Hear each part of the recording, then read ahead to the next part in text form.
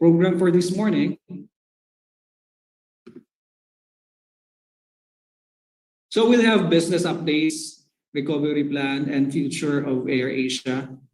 Steve will be discussing the presence of AirAsia Super App as we transform in our full digitalization. We have the AirAsia Health Travel Icon, and we have some new partnerships and other good news we'll share with you. So to start with, here's our program.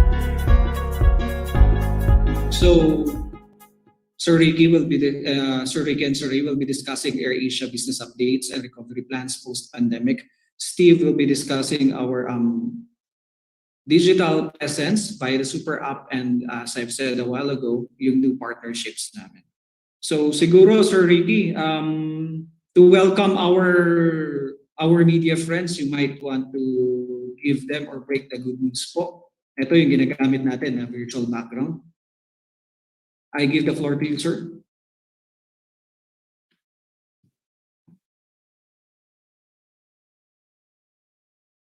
Sir, you're on mute. You're on mute, Ricky. Okay. Good morning to all. Okay, let me remove this. Okay.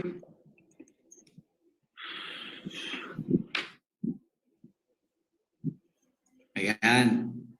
To all Good morning, our partners, sir. Good morning. Magandang umaga po. Good morning. Media Catch Up. Marami pong salamat at ngayong kumpleto na naman po tayo. This is the best time actually to share with you the latest about AirAsia Philippines. And as a matter of fact, buena mano muna. Steve, okay, kagabi nag-uusap kami ni Steve and we're so happy. We were chatting with our bosses, no? Fresh from the oven. For the 12th year, ang AirAsia po ay isa na namang awardee. Ito po, can you please flash it? World's best low-cost airline for the 12th year. Best low-cost airline in Asia. Okay? Ang ganda po niyang balitang yan na gusto namin sa inyong i-share today. And COVID-19 Airline Excellence. And in behalf of the board of directors, in behalf of management, okay, we got this award for the 2021 Best Low-Cost Airline in Asia and COVID-19 Airline Excellence. And I tell you guys, 12 years.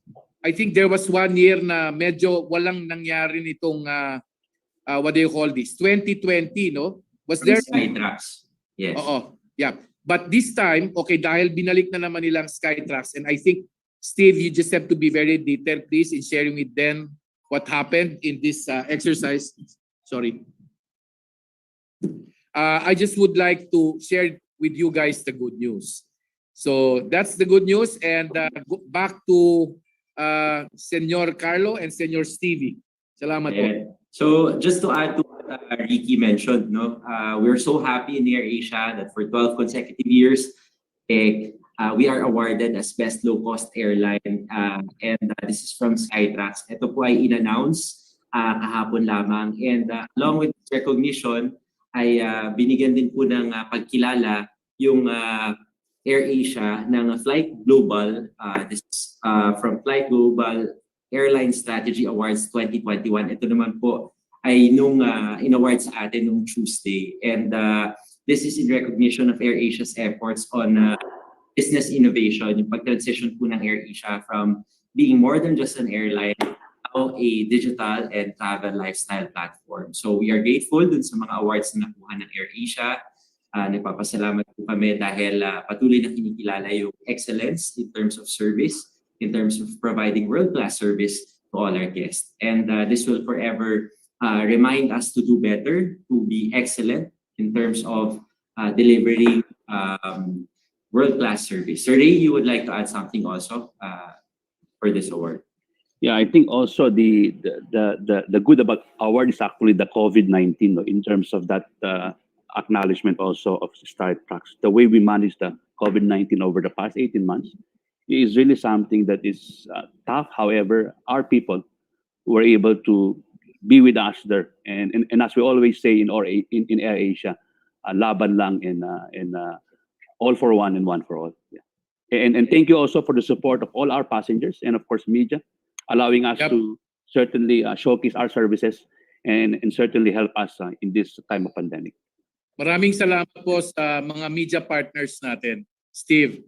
Yes. And Because of them, we were also able to immediately share to the public all the good news, the learnings, and more importantly, the progress of our recovering as far as this pandemic is concerned. At maraming salamat po ulit sa ating mga media partners.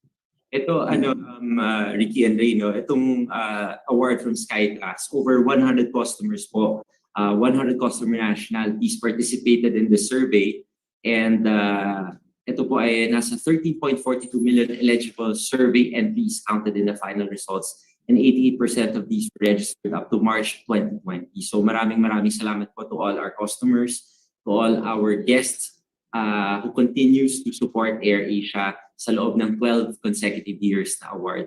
Yeah, and just to add, Steve, no, that's a world's best low-cost airline, right, across the global. No? It's also showing the Filipino spirit of resiliency, having able to tap that award for the last 12 years. No? Meaning we are being pitted against also the world's best airline. No? Because number one is AirAsia, number two is Southwest Airlines, no? and then other airlines in the European countries. Thank you. And aside from that, Sir Ricky, Sir Ray, and Steve, hindi lang ito yung award na nakuha natin. Mamaya we'll be discussing something na good news din. Hindi lang para sa AirAsia, kundi para na rin dun sa mga mananakay natin. And we expect na itong award din na ibibigay sa atin, actually nakuha na natin, yung certification na lang yung tatanggapin natin would help boost yung ating business. Pero bago yun, let's start with the nitty-gritty. Sir, you'd like to start with business plans and corporate updates po of AirAsia moving forward. Sir Ricky, would you like to do that? Okay. And I think Steve and Carlo and Ray, we prepared some slides, right? Yes, sir. Yes. The slides. Okay, please proceed. I'll just share, sir. Thank you. Okay, so that's the first good news for the day. By the way, this is like the Oscar Awards of the airline industry as far as recognition is concerned. So on our 12th year, and this time, as our CFO Ray Burgess said, COVID-19 Excellence Award. Okay, please proceed. Thank you very much. So, sir, let's start with AirAsia Philippines business updates and recovery plan. Okay. But let's see the infection rate, the COVID-19 situation here in the country first. Okay, let me see. I just have to, okay. COVID-19 cases continuously increasing, an average of 20,000 cases per day. Okay, we've been monitoring that. Vaccine deliveries as of this September 27, nasa 70 million po tayo doses. Okay, administered as of September 27, meron po tayong 44. At if you're going to look at the first dose, that's about 24. Fully vaccinated, that's about 21 million. And that's target of about 26% of target population. Pero ngayon, tignan lang po natin ang ating Metro Manila because Metro Manila now is almost about within the 60% range of fully vaccinated, 55 to 60%. That includes also Metro Manila and 6 provinces, Metro Cebu, Metro Davao. But NCR alone already has a very high what I call fully vaccinated population of about more or less 60%. And this is very important because we are looking that NCR will hopefully be within the herd immunity by November of 2021. That's what at least 80%, forecast. sir. Yep, our forecast for November, December will be more than double versus our trend today.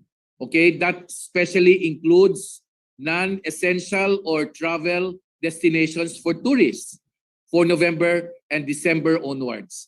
Philippines will likely achieve herd immunity, by March 2022, pending on the finalization of delivery dates of our vaccinations. Okay, please proceed.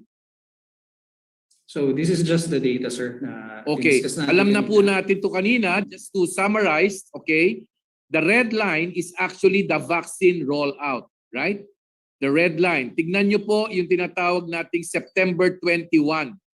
Ang vaccine rollout, fully vaccinated na po ng Philippines. For the column September 21 ay nasa 21%, right?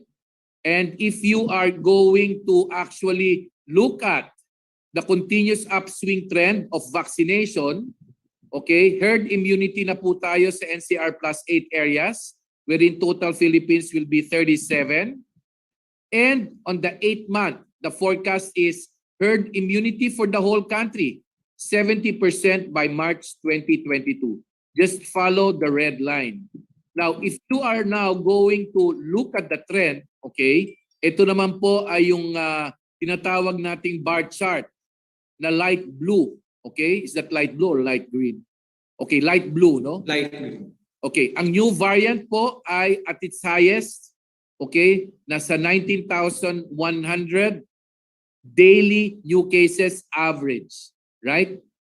Nandiyan po tayo ngayon. Kaya hopefully, well, Metro Manila, okay, infection rate is declining and that's a good progress as far as Philippines is concerned. Now, if you're going to look at the lower box, vaccination doses delivered in the Philippines as of September 18, almost 60 million. And of course, the biggest bulk or the biggest contribution, the top two are Sinovac, okay, at 18.5 million and Pfizer at 12.5 million. Now, I also would like to share with everyone na ang AirAsia Philippines, especially the frontliners, namely pilots, cabin crews, okay, front desk officers, pre-departure officers are already, okay, we are fully vaccinated as a company focused on our commitment for a safe flying. 100% na po ang AirAsia Philippines. And I think in general, AirAsia is swinging towards 99 to 100%. Of course, may mga exceptions po dyan, katulad ng mga as per doctor advices na hindi pa muna kailangan mag-vaccine. Example of which are our pregnant employees. Thank you. Next page. Ito po ay research naman. At itong research na to, if I may share with you, is from the July Alida survey results. Only very recent, no? Okay. Well, sorry. This is as of July 2020. Right? This is July 2020. But we see an upswing trend and we will be getting more information about it. But so far, the results are consistent with our in-house research because we also do a lot of market research survey. Kung titignan niyo po yung right column, no? Ito po yung top destinations that are frequently visited and actually ito rin po yung lumabas sa aming latest results nitong month of September. The top three are the following: Boracay, Siargao, of course, let's discount Manila, and Cebu. And also part of the top 5 are Bohol and Coron. Okay? And so far, okay, we are very confident that there are more respondents who are looking forward to travel within the year. But last year was a high 76%. Please proceed. Okay, I would ask Mr. Ray Berja, please, to share with us ito pong IATA numbers na to. Ray, please proceed. Yeah, good morning, media friends, and thank you for joining us today. This slide that you see in front of you is actually a industry forecast since 2019 or 2018, before the pandemic hit us. If you look at the x-axis here, there is the billion in passengers that has flown on a yearly basis, and on the y-axis actually here is more of the years over the last 2018 until 2030. So last 2018, if you look at this one, globally, there are about almost 4 billion passengers that has actually flown in 2018 and then growing in 2019 to already at least 4 billion.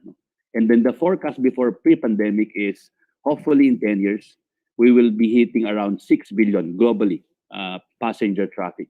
But with the pandemic that has hit us in 2020, you will see here the big drop. No, in 2019 of around 4 billion. In 2020, it was actually drastically down. Ray, please point the color of the bar, please, that you were here. referring Yeah. The color of the bar is actually blue. Yeah.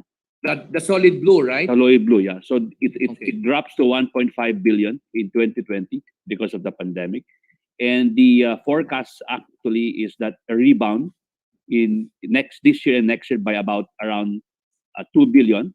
But because of the continuous lockdown this year and the variant of the COVID virus, we're not yet there. We're actually just around 10 to 15% of pre-pandemic level as we speak on this third quarter of the year. Hopefully towards Q4, this will improve to around 20%, no? As we see easing of travel restriction and as mentioned earlier by Ricky in terms of more vaccinations across, no? And of course NCR will be 100% immunized in November. Then down the line, if you look at the blue line here, the recovery is around 2 or 3 years or 4 years, no, aggressively. And that's what we actually hope for in terms of also in the Philippine setting, that kind of recovery curve that we will actually foresee in the next few months, next year, and the next years to come. On to you, Ricky. Okay. So as Ray pointed out, no, it's still going to be a very challenging trending as far as IATA is concerned. We are only, as highlighted, at 10% to 15% of pre-pandemic levels. Right, Ray? Yep. Yeah. Please proceed. This is with regards to passengers. Next one, please. Okay. Now, alam po natin that we are more than an airline company. Okay. We are strengthening our AirAsia Philippines digital platform via the Super App. And right now, there's a lot of activities happening in the market right now. And if you're going to look at AirAsia, we actually started our digitalization not only because of the pandemic, but that is really because we want to provide what you call a more millennial kind of product, right? So timing-wise, it was perfect because we said that we would like to do a very contactless activity as far as our customers' experience is concerned. As a matter of fact, if I may just share with you some information as far as the digital world is concerned. Do you know that 70% of the adults in the Philippines, okay, right now still lack access to the financial services? So you can just see how huge the potential of our market is. Why financial services? At the most important point of being a digital company is trying to understand and appreciate the paying habits of the Filipinos. As a matter of fact, for AirAsia transaction alone, there was a big increase as far as the wallet, e-wallet is concerned, right? That is what we call the benefits of using GCash and PayMaya, which we consider our strategic partners right now. And because of that, okay, the contactless solution via AirAsia will actually be very vital as far as our customer experience is concerned. As early as fourth quarter of last year, okay, we were already doing what we call our AirAsia Snap, okay, which is booking your flight, your hotel, and your activities upon reaching your destination like Bohol, Boracay, Bohol, Boracay, and Cebu. That is via Snap, AirAsia Snap, which is part of AirAsia.com as early as fourth quarter of last year. Number two, there's also what you call AirAsia Hotel, right? If you want to book your hotel, enter AirAsia.com and go to hotel. And soon, we are launching also other products and services. As a matter of fact, we already have what we call AirAsia Beauty, okay, AirAsia Duty Free, or part of that AirAsia Shop experience. So that makes us really a strong company as we provide all of these travel benefits via our AirAsia.com. Okay? All right. Please. Rick, just to add, just to go Hey. back there, just to add on the AirAsia services now that you can see in AA.com, the quick transformation that you will see there is the Snap. Now, Snap is actually an offering of our hotel and our airline combined, no? With the best best price that you can actually get in the industry. So it's a combination of hotel and airline booking. Yeah. And to add then, sorry, to what you said, yung pivot natin ng AirAsia to our digital transformation, sabi nga ni Tony, di ba, parang we have the brand, low cost per acquisition cost, etc. No? So, yung shift natin towards digitalization to becoming more than just an airline. Of course, may natanggap ulit tayong award for business innovation on this, and we're happy na lahat ng platforms din natin have shifted to AirAsia Super App. Kaya kung makikita nyo, Carlo, if we can go back to the previous slide, no? All our platforms now are AirAsia Super App. So it's no longer just AirAsia, but it's now AirAsia Super App. You can check our Facebook page, our Instagram, our Twitter. It's all AirAsia Super App. It's either AirAsia Super App or AirAsiaSuperApp.ph. So yun na yung natin, yung shift natin in terms of our brand as a digital lifestyle platform. So, sige, Carlo, let's move on to the next slide. Okay, AirAsia has a strong digital ecosystem, over 50 million fans on social media across AirAsia Group. And for Philippines Facebook alone, we have a total of approximately about 13 million followers. For Instagram, we have 167,000 followers. And for Twitter, Philippines, AirAsia has a total 135,000 followers. Over 21 million contactable members as a group. Okay, as a group. Big members, wherein we actually offer, let's say, special discounts, and upon generating or benefiting from all of these discounts, they have to enter and become a member of Big Member. That's about 900,000. Okay, you can just see how strong we are in terms of digital. And finally, website users in the Philippines entering our websites, that's a total of 850,000 per month. That's a huge digital community, not only for the Philippines, but for the whole global AirAsia. Next page, please. Okay, I just also would like to share with you some updates, right? So far, we have a total of about, Steve, 14 destinations, right? Yes. Come first quarter of next year, I hope tuloy-tuloy na po to because we originally planned this for first quarter of 2021. Next year, first quarter, okay, we are going to already open, which we just have to move this lockdowns, which is about 2 this year, one in April and another one in August. We are launching already as planned, as per plan, our Dumaguete and Roa City. We'll start first with Dumaguete, okay? And then we will also be opening, Ray, our international flights as early as, we're looking at the November. Is that correct, Ray? It's actually December for Hong Kong. December, sorry. For okay. Taiwan, and hopefully we get for Singapore as well. Okay. We will start first, right? But our AirAsia Malaysia will also be flying flights. Yes. KL, Manila, KL, right? That's correct. Yes. To recap that, Ray, for international flights, we're going to be back this December. We're starting off with Taiwan. Is that correct? Taiwan, Hong Kong, and then Singapore. Singapore. Plus, of course, in partnership with our Malaysian company. Correct. KL, yeah. right? And of course, the Thailand leg, no? Our AirAsia Thailand might also fly already Bangkok, Manila. Manila. Yeah. Okay. And for this one, you might be wondering also bakit ito yung mga routes, international routes that we are opening or we're flying to the next few months. This is because we know that it's per month and a lot of our OFWs are coming home for the holidays.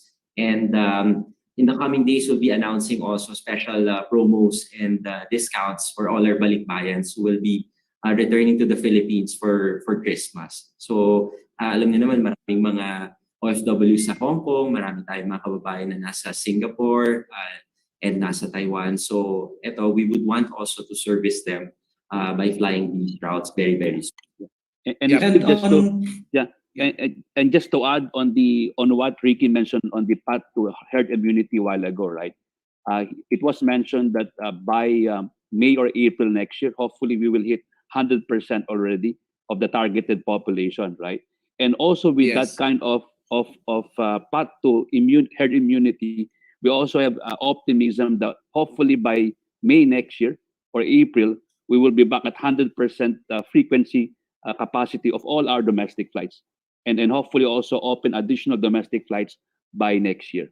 So yes. yeah, so it's really we see a lot of hope in terms of trying that the government is easing already travel restrictions, and of course the vaccination along the way, So yeah. I think, Ray, you're right, because one of the things that AirAsia, of which is a member, an active member, and at the same time holding the chairmanship of Air Carriers Association of the Philippines, we are strongly for the implementation of what we call the DICT Res Bakuna Card or the Bakuna Card, because that is the program of DICT, and the moment we already have a very good progress for all of our vaccinated citizens to use their DICT cards. Okay, please be ready, because right now all airline companies, almost all Philippine Airlines companies are in coordination with the recent LGU meetings, namely the tourist destinations. Nandyan po, last week kausap po namin si Governor Villaflores of Aklan, Governor Miraflores. Yes, Governor Miraflores. I'm sorry? Governor Miraflores po. Miraflores, sorry. Yes. Also the Governor of Palawan, Governor Alvarez, Mayor Rama, Governor Vince Yap, right, of Bohol, wherein we would like to support the LGU's call that once we are able to already implement and giving more benefits to vaccinated citizens who are interested to go and become tourists in the future, that vaccination card will be enough and RT-PCR will be actually eliminated from the exercise. And we're working on that, so that what is more important is that we maintain high standard of our safety protocols in all airline companies. Like, for example, the HEPA filters that kills 99.9% of virus inside the aircraft, including COVID. Number 2, strict protocols on face masks, face shields inside the aircraft. Another one is, of course, all of this, what we call digital or contactless solutions that all of these destinations, especially Boracay and Panglao, you have to get your QR system such that you will be able to report your hotels, your flight details, your vaccination records, and also your RT-PCR records. So in that way, okay, as we now get ourselves ready to a more economic friendly air travel guidelines from our IATA friends. So tuloy-tuloy na po sana to. And as Ray mentioned, I would like to actually build that confidence of airline companies, including AirAsia. April 2022, we are already recovered, fully recovered as far as the domestic is concerned. And then, well, of course, international will follow. It will take it will be our second priority, and hopefully come first quarter of 2023, we will be able to build more confidence that international travel will be already safe and back to normal by first half of 2023. Thank you. Ayan, sabi nga ni Sir Ricky, Yes. tuloy-tuloy lang to, and we are ready to fly now. And kagaya ng sinabi ko kanina. Carlo, sorry if I may add also why we are strongly backing the cause of our LGU partners no on the yung scrapping or yung removal of RT-PCR. vaccinated individuals. The reason being, no, we are very optimistic, but we are also cautious at the same time. But we would like to also tell our guests, no, that they still have to follow all our established health and safety protocols. We're looking at least, di ba sabi ng government, towards the end of October, na vaccinate na rin at least 80% of the 80% of yes, population residents in NCR. yes, from NCR. So that's the reason also why we want to also help no yung ating mga local tourism, yung ating tourist destinations natin, particularly Cebu, Bohol, and Boracay. No? Dahil nga isa sa primary consideration din ng mga kababayan natin for flying is yung expenses that they incur for the RT-PCR tests. So hopefully, we get also the support of other LGUs on this habang dumarami na rin yung bilang ng mga napapakunahan. So that slowly, we're still cautious, but at the same time, we remain optimistic in terms of making sure na safe pa rin at safe yung mga guests who will be traveling with AirAsia. Yeah, as you said, no, Steve, majority of local IATF still requires submission of negative RT-PCR test results before entering the provinces as part of the measure to contain the spread of COVID, right? But right now, AirAsia Philippines strongly backing, no? We're supporting the calls of local government units, okay, to scrap the use of negative RT-PCR tests as travel requirements, okay, to remove, okay, supporting to remove use of negative RT-PCR results for incoming visitors, okay, who have been fully vaccinated against COVID-19, okay? So suporta po kami sa lahat ng LGUs na gusto pong mapa-implemento. Case in point, do you know na ang Tacloban po ay dyan na po ngayon sa sitwasyon na yan. And Tacloban as a model example is already vaccinated, okay, 55,000 full vaccinated na po ang Bacolod. 55,000. I just don't know how many percent of that is their to their total population. But again, hopefully this will be able to help recover our business as far as air travel is concerned, while keeping that vaccination support between us and the government. Thank you. Ayan, sabi nga natin kanina sir, we are ready to fly and we are ready to move forward. And part of that, kagaya na nabanggit ko kanina sir, we're having another certification. And I believe malaking matutulong nito, no, Sir Ray, sa pagdating sa ating business, lalo na sa ating mga cargo. Yep. So, ayan po. Sir Ray. Carlo, at isa pa pala, no, last reminder, I think tuloy-tuloy na tayo sa Q&A. Carlo, medyo nagkahangin. Okay, 7 days po ang international passengers, right? So sa 7 days na yan, quarantine, kasi kailangan pong lumabas yung resulta ng kanilang RT-PCR, okay, up from the day they arrive from an international trip on the 5th day. So tignan po natin yan because we're also supporting that sana yung 7 days, i-exact na po natin sa 5 araw. No? Ayon sa mga suggestions din po ng mga friends natin dito sa business community. Thank you. That's it. Yes, sir. Sir, would you like to share ano yung positive effect nitong pagtanggap natin ng DJ certification in terms of our cargo business? Yeah, this means, gentlemen and ladies, that we will be able to cater already and beef up our cargo business.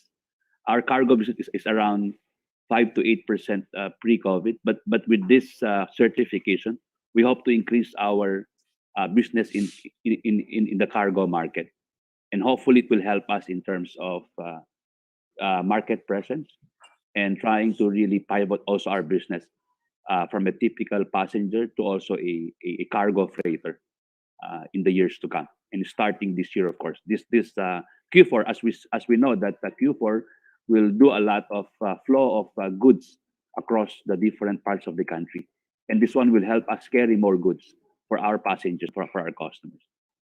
Okay. Sir Ricky, would you like to add something po? I'm good. Okay na po ako. Okay, paspasan na natin po. Another good news, sabi nga ni Sir Ricky kanina, 99% of our flying crew now vaccinated because Yes. safety is our utmost priority. And So of nandiyan po lahat. Yeah.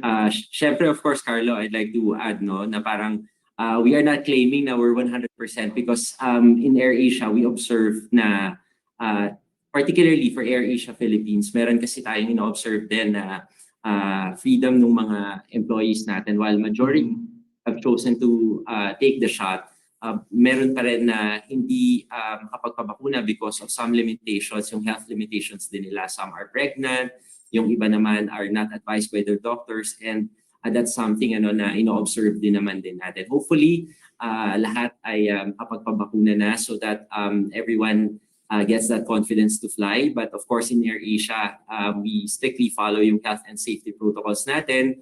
We're one of the top 20 COVID-compliant airlines for 2021. And then we implement this contactless travel journey, as Ricky mentioned. And then from time to time, we distribute all these ready care kits to our passengers. And we've also given incentives to our passengers who are fully vaccinated. So all these things you can check dun sa ating Fly Safe landing page, including the requirements for different LGUs, so that all our passengers, all our guests naman then get a hassle-free travel when they fly with us. Yeah. Thank you. Next slide. Now, this is one good news also, no? The integration of the AirAsia Super App or the health travel icon on the AirAsia Super App. So what will this do dun sa mga guests natin? Basically, we partnered with the ICT in coordination with yung Department of Health. So meaning, sometime October, on the AirAsia Super App, there will be a health travel icon there. And then once you click that health travel icon, lalabas na din doon yung details mo on your vaccination. So meaning, in coordination with the local government units, no, as Ricky mentioned kanina, na we're moving towards removing then, we're calling to, the removal of the RT-PCR test for fully vaccinated. At least now it's easier for all our guests, no, yung vaccine verification through that particular icon on the AirAsia Super App. So hopefully we can roll this out by October para mas mabilis din at saka mas maayos yung biyahe ng mga kababayan natin this coming burn months or during burn months. Ayan. So ito naman tuloy-tuloy din yung ating mga CSR initiatives under our Always Ready Anytime Anywhere. From time to time you would see on our social media pages or various public affairs campaigns. Tuloy-tuloy din yung pagtulong. Thankfully, ngayong taon, wala pa naman tayong nararanasan na major na sakuna, no? But we keep on reminding all our guests, all our followers on our social media accounts to practice nga yung pagiging ready anytime, anywhere. So these are just some of the initiatives that we've done. Let me discuss with you also our partnership with right now, since marami pa rin mga employees natin na, well, especially our cabin crew and our other halimbawa ground staff, no, since they have free time, so we've partnered with TESDA. We're just awaiting for the final memorandum of agreement so that they get to acquire yung skills and livelihood training. And then ito yung upskilling and skilling, ginagawa talaga ito sa AirAsia so that we provide them also with alternative livelihood para on the side meron silang ginagawa. And then we're also part of this package, yung phase 2 nitong test na ito, is that AirAsia, being the first airline partner of TESDA, will be able to provide also training, no, to our stakeholders, yung mga skills or yung mga interested na maging cabin crew, maging aircraft mechanic, etc. So that makatulong din tayo, makapag-provide din tayo ng skills dun sa mga kababayan natin na interested sa aviation industry. This one, yung partnership naman natin with Operation Smile, we're just awaiting again for the final signing, no, of our agreement with them. We're hoping that it will happen, of course, this October. We will invite you once. But of course, ito parang I think the deal is sealed already. So by partnering with Operation Smile, matutulungan natin yung mga kababayan natin na may cleft palate or those or children needing operation, that we'll be able to fly them here sa Manila and matuloy yung kanilang operation. And lastly, we are very proud that we partnered with Miss Universe Philippines as their official airline carrier. So last Sunday, nilipad natin yung 20 candidates along with the other delegates of Miss Universe. Today, we're flying into Bohol, the remaining delegates or judges and other performers. This is in support of the reboot of local tourism then, and we support the advocacy. So yung merong award na ibibigay din ng AirAsia para sa mananalong Miss Universe Philippines. Round trip ticket for two for 1 year to support her advocacy, and of course we're also awarding yung Miss AirAsia Philippines dito sa Miss Universe Philippines. We know that a lot of Filipinos are pageant aficionados, and yung mga ganitong klase ng activities are also source of hope, pride and joy para sa mga Filipinos. So bilang parte na rin ito ng kasayahan namin, being world's best low-cost airline for 12 years, gusto rin namin na alam namin na yung mga Filipinas are world's best din, or best din sa universe. That's why we're supporting this Miss Universe Philippines initiative or yung Miss Universe partnership. Ayan. Thank you so much, Steve. I think ayan, meron pa tayong isang award. Wait, lastly, meron pa rin tayo. Ang dami nating good news ngayon. So yung AirAsia is also awarded as Philippine Air Force First Airlift Wing Reserve, best reserve unit by the Philippine Air Force. So ang AirAsia po kasi is First Airlift Wing Reserve ng Philippine Air Force. So we are awarded as the best reserve unit because of our participation dun sa mga various activities din. CSR activities na ginagawa ng Philippine Air Force. So yung award na to will be given today. Ayan, so marami tayong blessings na natatanggap ngayon, and we continue to be grateful, and we are humbled by all this recognition, and our commitment is to continue all our initiatives kahit na very challenging situation pa rin because of the pandemic. Ayan, ika nga ni Sir Ray, laban lang talaga. So I think siksik yung discussion natin this morning at maraming tanong na yung ating mga kasamahan sa media. So we'll start to take questions na, Steve. Yes. Ricky and Ray, I think they're all ready for the Q&A. I'll just check. I think we have a question here from Sir Anjo Perez. Ayan, ang question niya is, can you identify which LGU support the scrapping of the negative RT-PCR test? And aside from that, what dangerous goods are you now allowed to carry as cargo with the recent awarding ng ating DG certification? Sir Ricky and Sir Ray. Okay. Last week, there was this meeting that was organized actually by our good friend from Go Negosyo, Joey Concepcion. And we had the chance to actually discuss and exchange a lot of ideas on how we can be able to improve.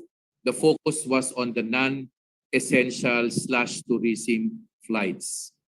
And that is actually to boost tourism, and therefore we were able to invite the governor of Aklan, Governor Miraflores, Governor of Palawan also, Governor Alvarez, Governor of Bohol. This is Arthur Yap, and finally Mayor Rama of Cebu. Ito pong apat na to ay really the most popular tourist destinations. And they are very excited that the air travel is supporting their moves, and one of which is pag maayos na po ang ating tinatawag na vaccine cards. Kasi gusto nga natin na sana uniform ng vaccine cards natin sa DICT. That's number one. Increase of vaccination, right? If Manila has already achieved a high 80%, what more? Therefore, there has to be a strong support to provide vaccination to all of these tourist destinations. Why? Because, okay, we want tourism to go back, and this will provide a lot of jobs, and that cash flow, the inflow of cash to these provinces, providing more jobs, okay, will be actually in place. That is the most, sorry, Ray? Sorry, Boss Ricky.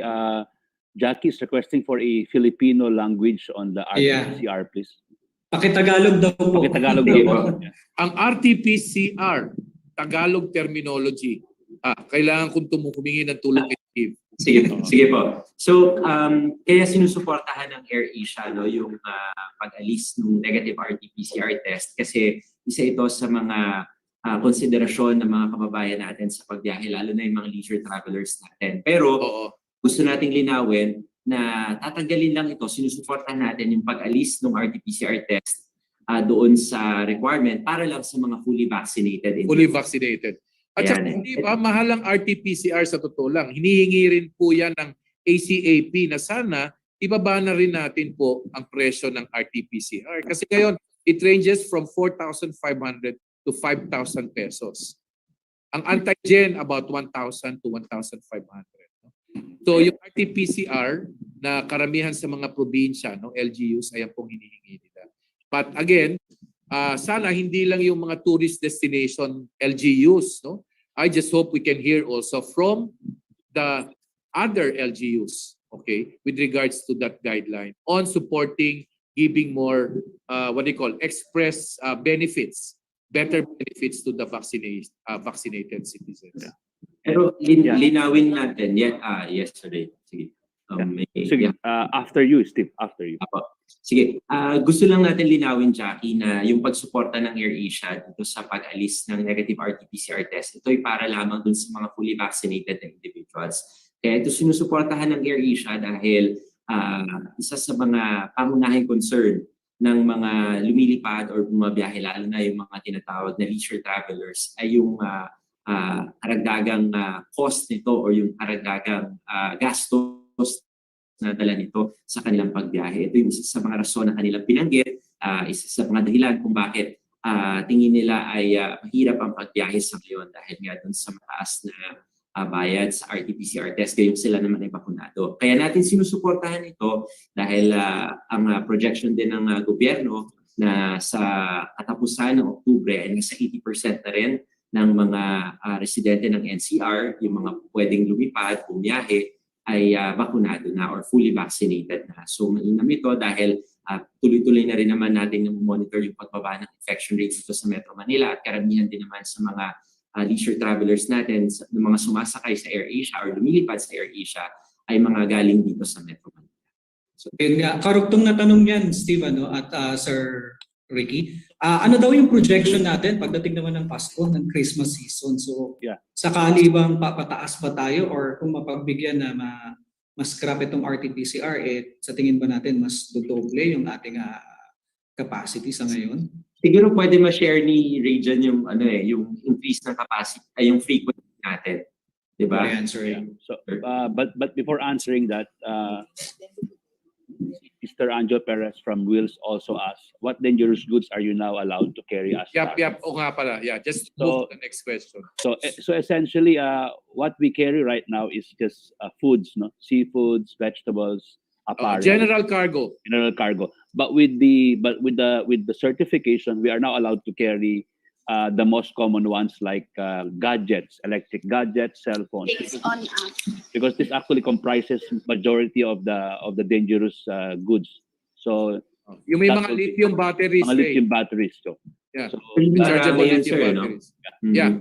Parang kahit yung dead bodies, yung cadaver, di ba? Yes. Dangerous goods din yun. Lalong-lalo na, Steve, ngayon, sa sobrang taas ng increase din ng mga gadgets, via these e-commerce companies, well, before I go to the dry ice thing, dahil sa e-commerce ay pumipick up ngayon, Lazada, Shopee, ang dami pong flow of dangerous goods like gadgets na may mga rechargeable batteries. Now, part of the dangerous goods also is the transport of vaccines with the dangerous goods identifying dry ice. That is what we would like to clarify. Because of the dangerous goods, kasama po sa packaging ng vaccine ay yung dry ice. Okay? Pag may dry ice, of course, we are able to preserve high quality of our vaccines. Then therefore, we can transport it from Manila to all the LGUs that we cover. So that to us is the most important. And right now, we're in the process of working closely with vaccine cargo companies going to the provinces. And we'll keep you posted. And our DG certificate is a big boost. Marami pong salamat sa Civil Aviation Authority of the Philippines because of the compliance. No? Thank you. Yeah. With Pero regards baka pwede niyong i-share yung yung frequency at saka yung Okay, Ray. Yeah. with regards to the frequency and forecast, as of today, we're flying around 10 or 15% of our pre-COVID capacity. And Domestic. we're actually Are you talking domestic, right? Ray? domestic, yeah, because Yes. we don't fly yet on international. International, Only fly right. for China and other repatriation in India and other countries for international. But for domestic, we're flying 10 to 15% pre-COVID capacity. And we're actually enjoying a 75% load factor. Ang ibig sabihin po nun is, ang Ray, to be sumasakay sa exact, aeroplano, 78%. 78%. So, Yeah. so of the 180 passengers, capacity, we carry 78% of that one on a per flight basis. No? So 15% pre-COVID capacity. Going to December, we're increasing our frequency in Cebu, Boracay, Tagbilaran, and other major domestic routes. So hopefully we can hit around 20% pre-COVID capacity, and hopefully as well that the load factor will increase to around 80% because RTPs are hopefully will also be addressed. No? So that's actually the way we see our Q4 numbers. Okay. And then And- you also have the cargo, it will be a much better encouraging numbers for us for Q4 of this year. But what is helping us afloat financially and also in terms of performance, Ray?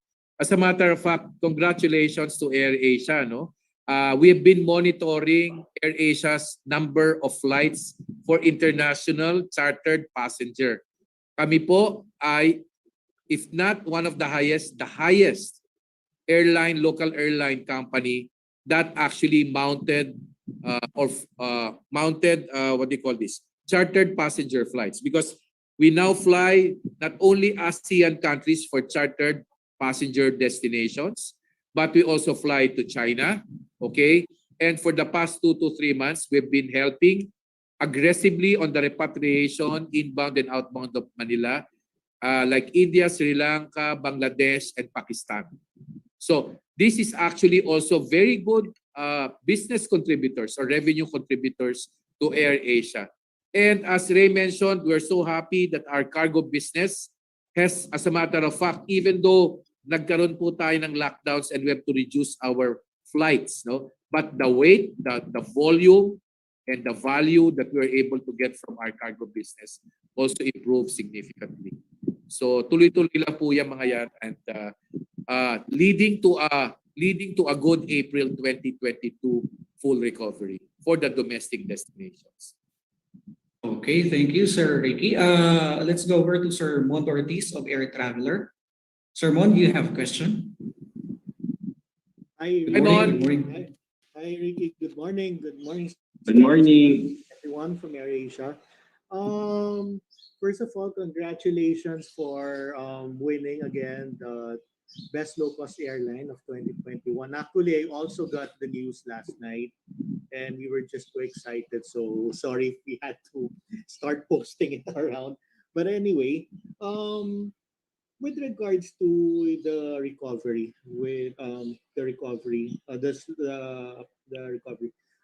what's your projection of when you will start reopening other hubs such as Clark, Cebu, and Calibo?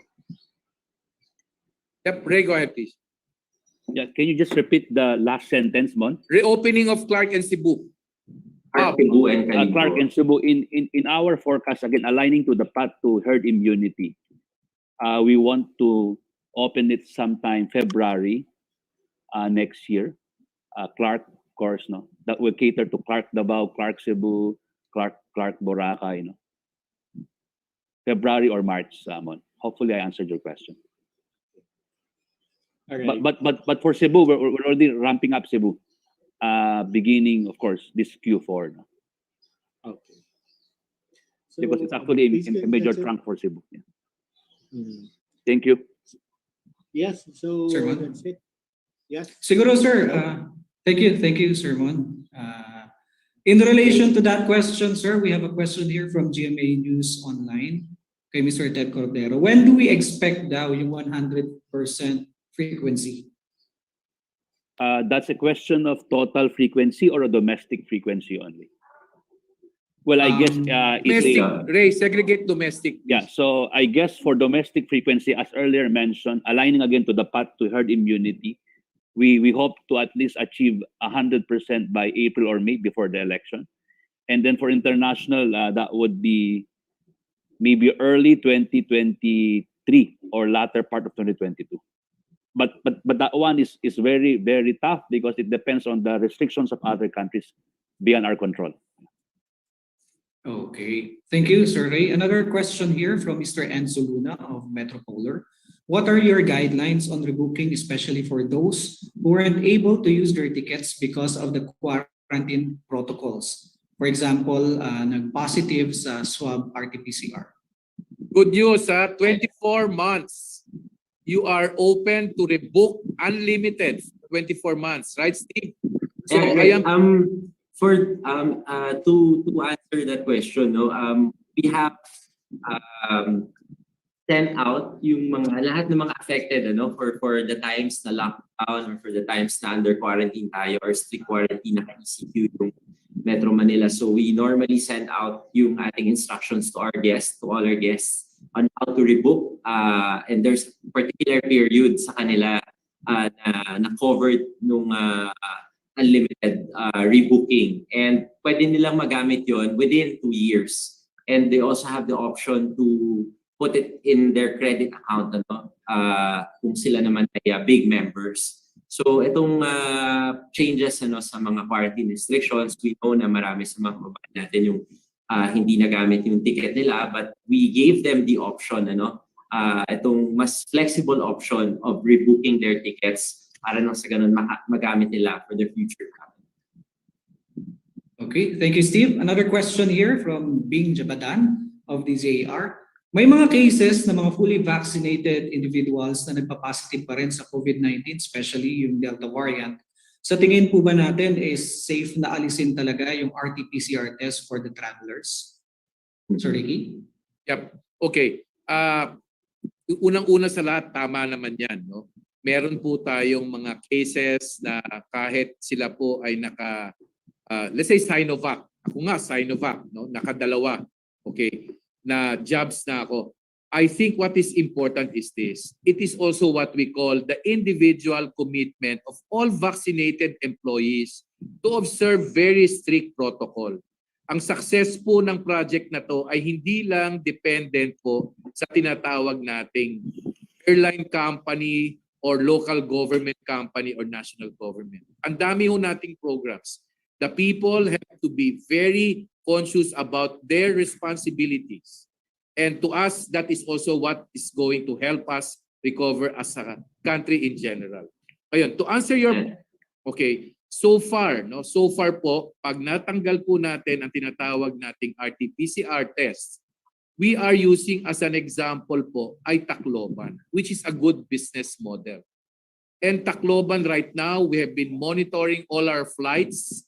And I think Tacloban without the RT-PCR, just with the importance of showing a legitimate vaccine card, okay, they can fly to Tacloban. And that alone is a good model, best practice, because I think it is also time to balance strong safety consciousness and at the same time economy.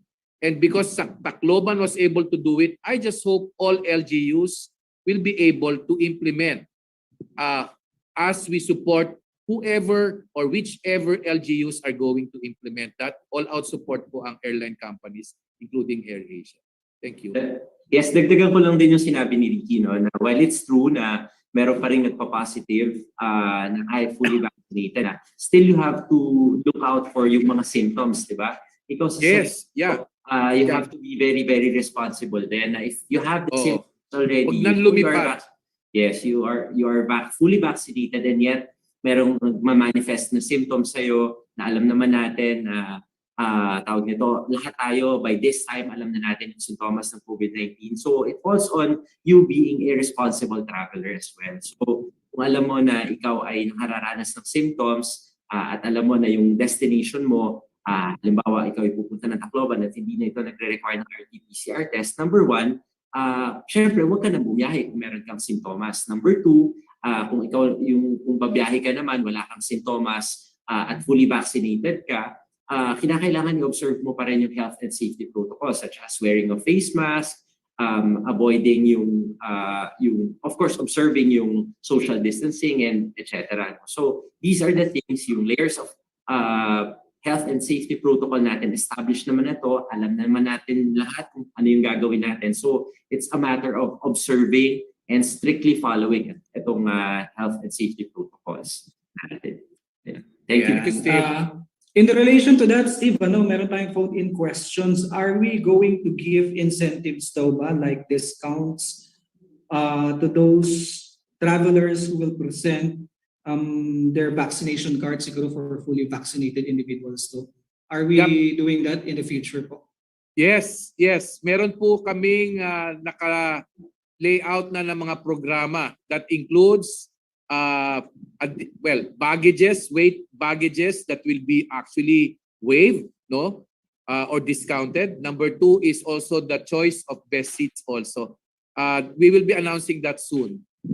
So in short, marami po tayong incentives at hindi lang yon. Ngayon po, tinitignan din po natin to get an express priority, what do you call this? Doon po sa check-in counter para sa mga vaccinated employees na vaccinated citizens na. Passengers po. Yep. So talagang tuloy-tuloy sana ang suporta namin kapag tayo po ay mas maraming vaccinated, no?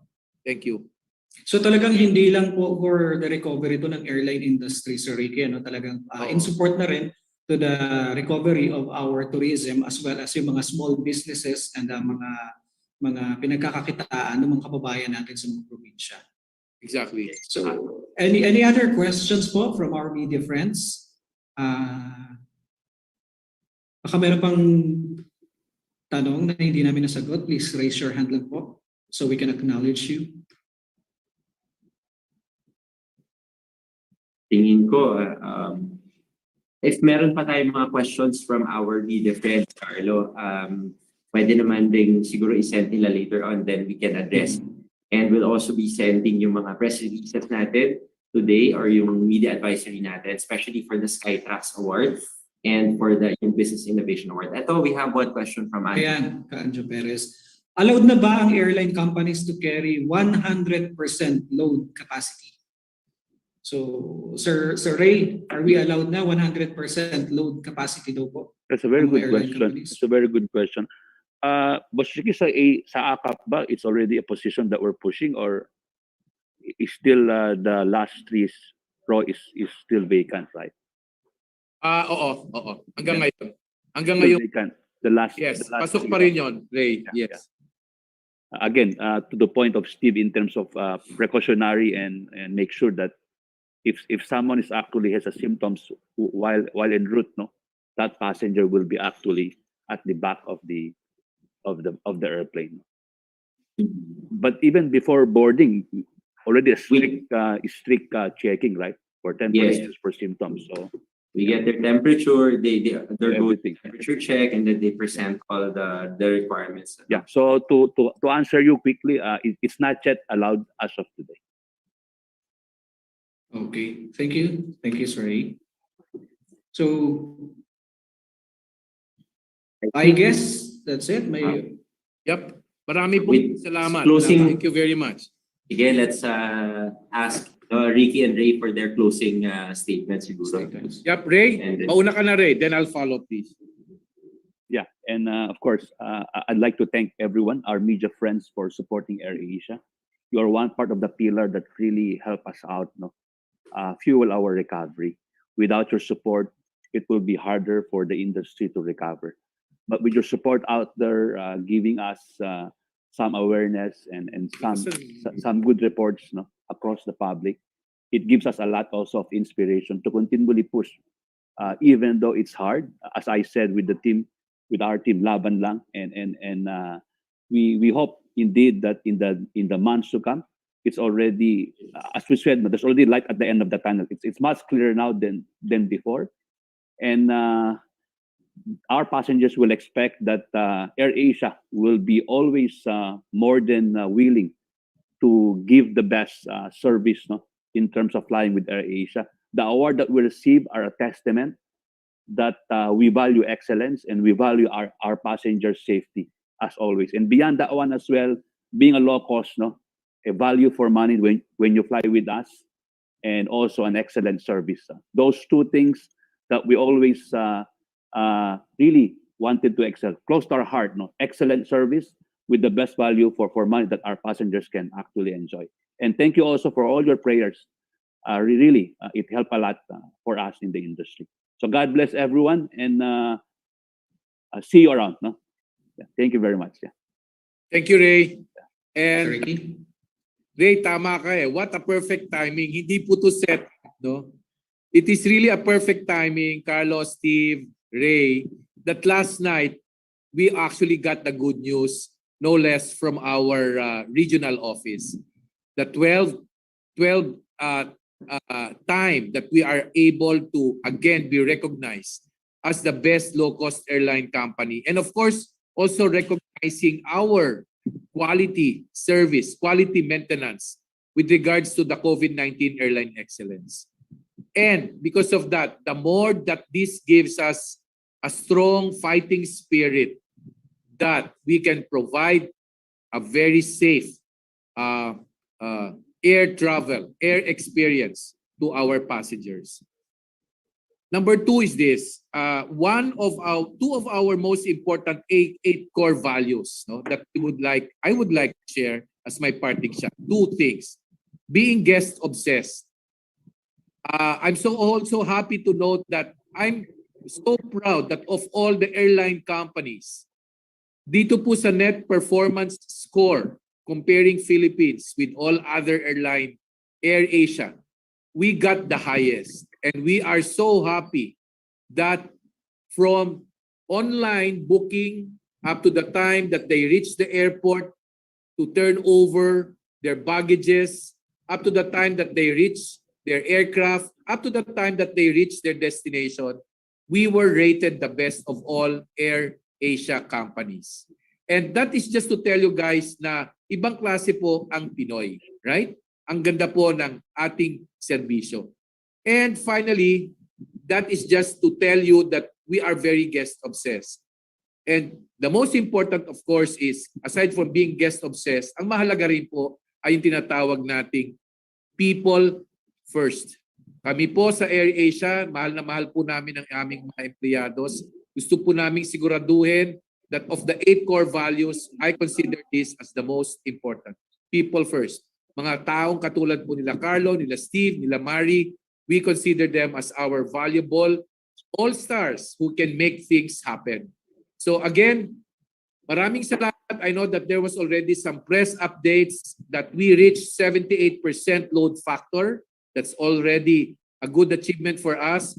On to the next challenge, on to the next quest. We know that fourth quarter, because it's peak season, Pasko na po, and we are looking forward that there will be more destinations. I hope it's more than double, Ray. If we can triple our September and October by December, we can triple the number of flights. I think that's a very good expectation, but we will make things happen. So again, to all our media friends attending today, maraming salamat.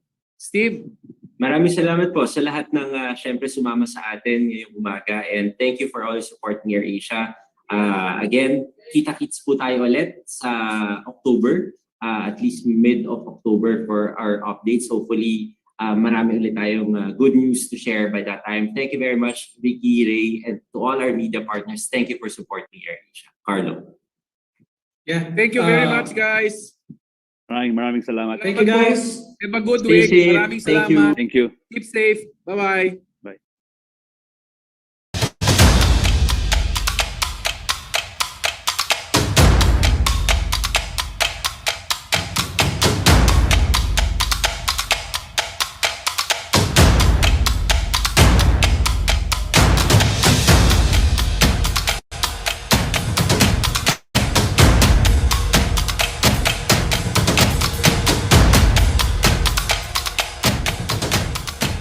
Takeoff Philippines.